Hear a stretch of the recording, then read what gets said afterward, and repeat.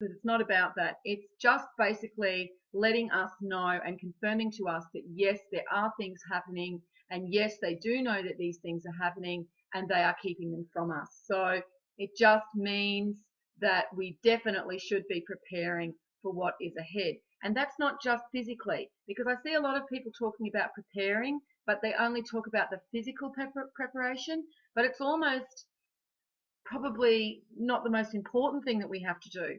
We have to be mentally and spiritually ready for what's about to come. And believe me, it's going to test us all. If we think that we've seen the worst so far of what these paraleaks can do to try and keep control, then we haven't. So please don't fool yourself that the hard stuff's being done. So anyway, let's get back to the article. So the article was published on May the 28th, 1998 on the BBC News, and it says, Sci-tech cosmic clouds threaten Earth. Hollywood's latest disaster movie, Fixation, the Earth threatened by impact of giant comets or asteroids, could be dangerously out of date, according to scientists in the US. They believe life on Earth is more likely to be wiped out by an impact with a cosmic cloud.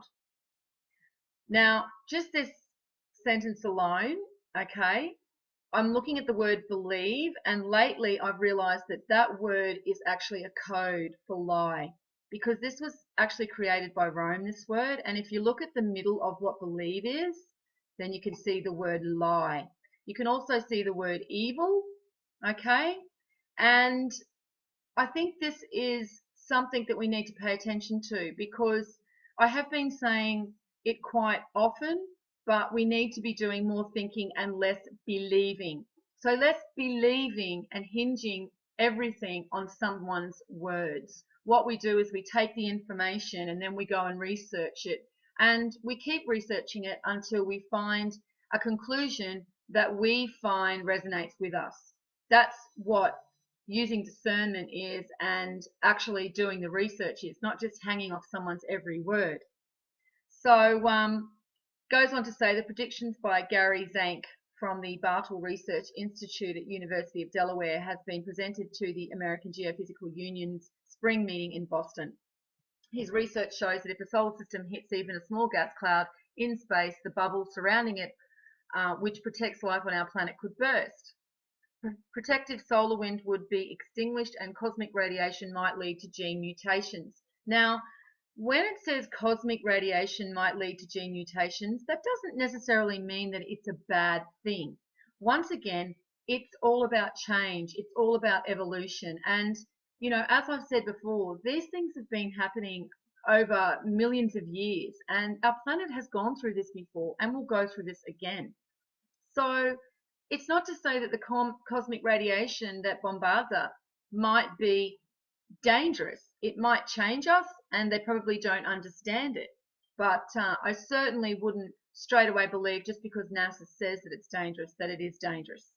Okay, we need to understand that things are happening out there that not even they understand at the moment. And then it goes on to say hydrogen would bombard the Earth, producing increased cloud cover, leading perhaps to global warming or extreme amounts of precipitation and ice ages. So, I mean, that in itself is probably a little bit incorrect, because we know that with increased cloud cover, it causes, you know, a little ice age to be brought on. And this is the problem with volcanoes. So we're actually seeing this happen now, and we're actually seeing ice sheets and, you know, a lot of ice growing in the South Pole. And they don't really talk about that because they're so stuck on this global warming myth. You know, global warming caused by man. I mean, there is climate change happening. Is it caused by man and humans? You know, I don't think so. I don't think we help, but I certainly don't think that we are making such an impact that the planet is going through this climate change and these planet, you know, just the changes that are happening. I mean, this is because we are moving into a different part of space. This is what I inherently believe, based on the research that I've been doing. This is what a lot of other scientists are actually starting to realize, and I have done videos in regards to that. There's an awesome scientist called Susan Joy Renison, and I would recommend that everyone have a look into her work, because she talks about this magnetic ribbon, and this is what they're talking about. They're calling it a gas bubble, and back there that's probably what they did call it. Now they've actually managed to get a camera out there and take a picture of what they're looking at, and I'd say that this probably spurred them on to do that when they discovered that there were these gas bubbles out there and something that could cause big changes to our sun, because that's basically what's happening, is it's impacting our sun, and then in turn that is impacting our planet and all the other planets in the solar system too. So he's gone on to say that we are surrounded by hot gas, and as our sun moves through extremely empty or low density interstellar space, the solar wind produces a protective bubble and the heliosphere around our solar system, which allows life to flourish on Earth. Unfortunately, we could bump into a small cloud at any time and we would probably not see it coming. Without the heliosphere, neutral hydrogen would interact with our atmosphere, possibly producing catastrophic climate changes, while our exposure to deadly cosmic radiation in the form of very high energy cosmic rays would increase. Well, we're already seeing this catastrophic climate changes. I mean, we've got weird weather happening everywhere, all around the world.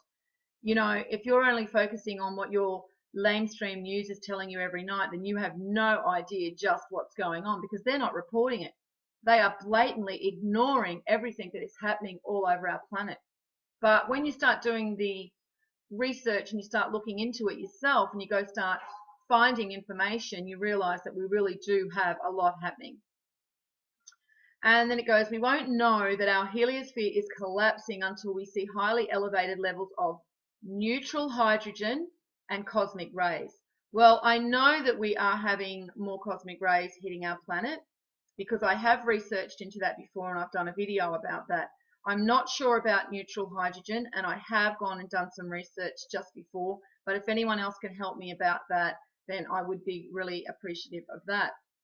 And then they go on to say that there's no need to panic right now. Our descendants in 50,000 years should be alarmed. I mean, just don't you love NASA, how they can just tell us it's 50,000 years away? Because why? They know because, oh, that's right, they send a little tin up there. Little bit of tin with a camera on it, some sensors and a bit of computer stuff, and now they know 50,000 years.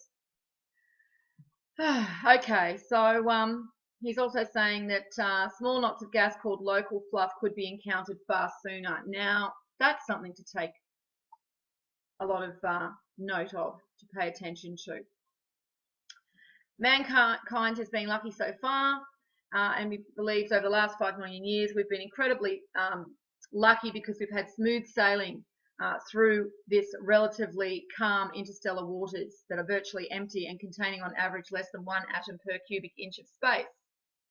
Also, although the solar system in a region of space containing between 3 and 4 atoms per cubic inch, the weather in space could change because the universe is full of clouds. Well, of course it is, and they're finding that out very rapidly now. And this is probably why they are sending the particle counter up to the International Space Station. Remember, the Pope was really, really interested in the International Space Station around that time that they were putting this particle counter up because of all these rays bombarding our planet and these neutrinos that they don't understand. So anyway, so I had a little bit of a look to see what else I could find, especially about, as I said before, this part here where it says neutral hydrogen and cosmic rays. So, okay, so we've got here cosmic rays hit space age high. Okay, and it's saying that in 2009, cosmic ray intensities have increased 19% beyond anything we've seen in the past 50 years. The increase is significant, and it could mean we need to rethink how much radiation shielding astronauts take with them on deep space missions. Well, we also need to rethink what that means to our planet. We also need to rethink what that means to, you know, the sun and everything else. And they've got a bit of a graph here that shows from 2001 to 2011. Interesting enough, it stops just after 2009 here. So I'd be really interested to see what that chart is now and whether there's any more information. I haven't actually gone looking any further. It's probably out there somewhere. So once again, if anyone's got that information and you can send that through, I'd really appreciate it. So that was quite interesting. And then it also says some more interesting things. It talks about the sun's magnetic field is weak, okay, that there has been a sharp decline in the sun's interplanetary magnetic field. Okay, now also mentions in this article that that would be one of the indicators, because the actual heliosphere around the sun would start compressing. So, I mean, I don't know, maybe that is kind of also saying that we do have an issue of perhaps well, not an issue, but we may have this magnetic ribbon or some of these clouds, these space fluff as they like to call them, nearby, and this is what's reacting with our sun. This is what I believe is happening, because this is what all the research is basically showing. It's not